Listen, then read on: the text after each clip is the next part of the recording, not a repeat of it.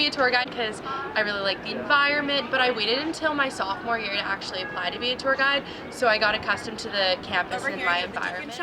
So after this tour, if you guys want some Wake Forest apparel, you guys should go there.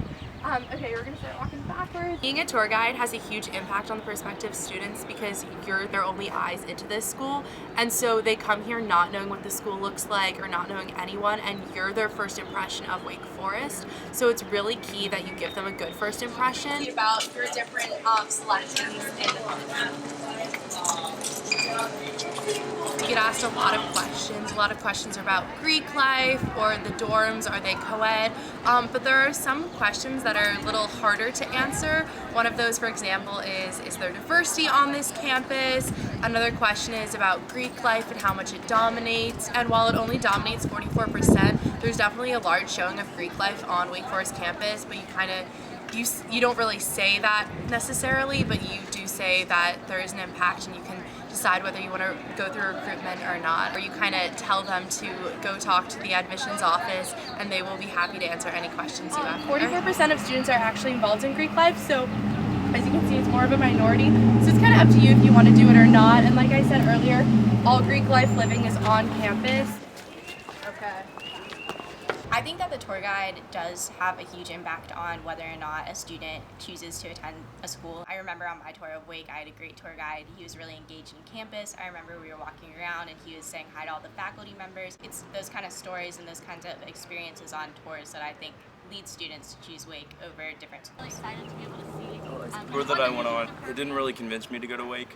It was just something that I decided on my own. I think tour guides provide a false image of the school, and I think they only show good parts about it and leave out anything negative.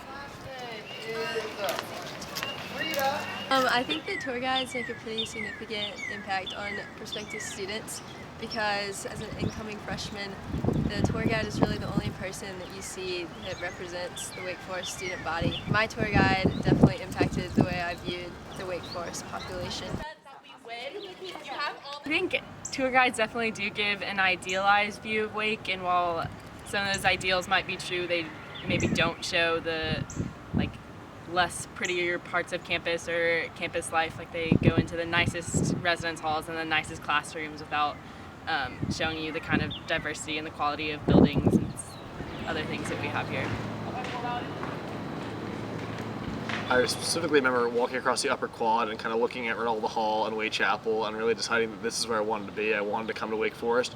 My tour guide was really energetic. She really had a passion for Wake Forest, and that was really, something that was like, oh, that's really cool that someone really likes the school this much and really made me want to come here. Tour guide really does make a very big impact on these touring students because you want a tour guide who's excited to be at this school, and you want someone who really enjoys the school so then you can enjoy it while you're on that tour. One of the questions that we frequently get asked is Wake Forest actually called Work Forest, and that's a tough question to answer because you do get a lot of work here at Wake, and I think you know that once you come to Wake, but coming in it might kind of scare you a little bit, but I always tell them it's all about time management, and I really think that's what it is. You're gonna have a lot of work if you goof around the whole time, but if you manage your time and stuff, you can still have free time and stuff, and not every waking minute here at Wake Forest is dedicated just to work. One of the other ones that's kind of tough is the diversity here at Wake Forest. Though we have stats and stuff like that, as a non-diverse person, it's kind of hard to really speak to how people are on this campus and how diverse people feel. So I really have a tough time answering questions that involve diversity here at Wake Forest.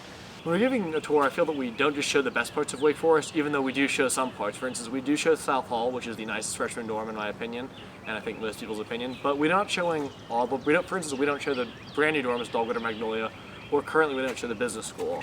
We show Green, which is a very nice building, but it's not the nicest academic building here at Wake. We could show them Kirby, which is a lot nicer and right there on the lower quad, but we don't. We show them Green, which is a realistic, place a lot of people have to have class in. We do give them a very good impression of Wake, but it is pretty much a real representation of Wake Forest. So I really think that it's not idealized, it's really just an actual impression.